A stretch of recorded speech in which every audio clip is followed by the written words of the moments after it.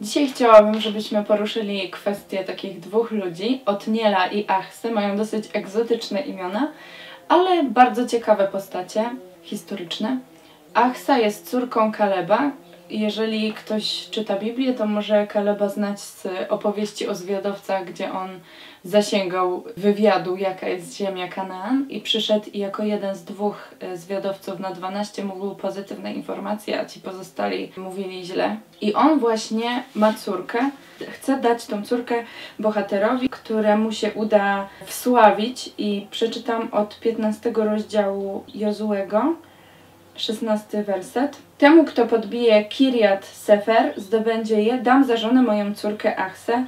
Miasto zdobył Otniel, syn Kenaza, który był bratem Kaleba. Więc Kaleb dał mu swoją córkę Achsę za żonę, a gdy ta do niego przybyła, przekonała go, aby ofiarował jej pole.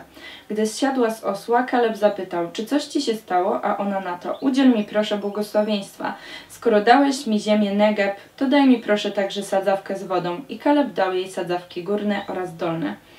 I to jest kobieta, która jako jedyna, albo jedna z pierwszych, pragnęła czegoś więcej niż to, co życie jej serwowało. Chciała mieć swoje dziedzictwo i kiedy o to poprosiła, je dostała. Jej mężem był odważny człowiek, Otniel, który zdobył to Kirjat Sefer, i też okazuje się w Księdze Sędziów w 3 rozdziale, 9 wersecie, że Otniel był pełnym Ducha Świętego człowiekiem i sądził Izraela. Dzięki niemu zapanował pokój na ziemi przez 40 lat. I to jest też takie niesamowite, że był człowiekiem pokoju, był niesamowicie walecznym wojownikiem i też miał kobietę, która była osobą wyprzedzającą inne kobiety w swoim pokoleniu. Jeździła na jeździła na ośle, gdzie na ośle tak naprawdę jeździli w tamtych czasach mężczyźni, przynajmniej w Księdze Sędziów wiele mężczyzn jeździło na osłach.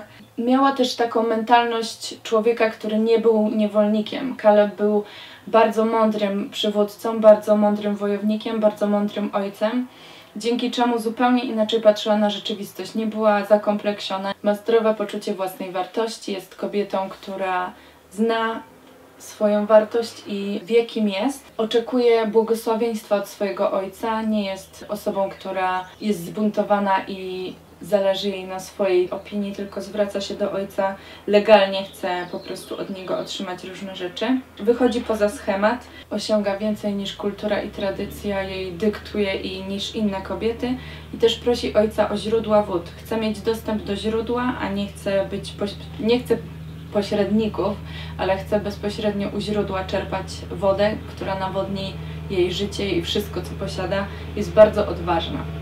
Historia ta pokazuje nam, że tak naprawdę możemy wszyscy być odważni, możemy wyprzedzać kulturę, w której żyjemy, tradycje, robić rzeczy, które nie są do końca bardzo popularne, ale przynoszą pewnego rodzaju reformy. Możemy być prekursorami pewnych rzeczy w środowiskach, w których jesteśmy.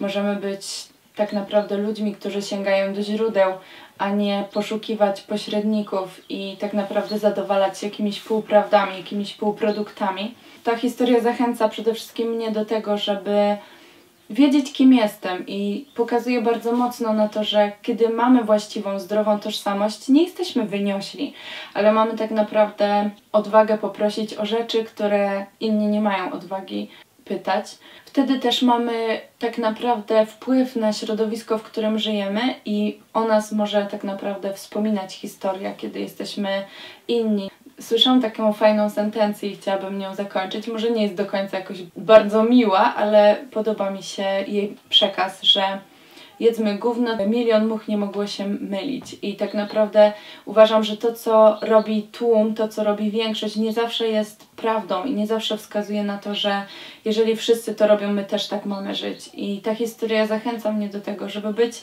właśnie tą osobą, która płynie pod prąd, która zrobi coś odmiennego, która odważy się mieć większe marzenia i wyjść z takich, powiedzmy, przegródek, w które się zamknęłam.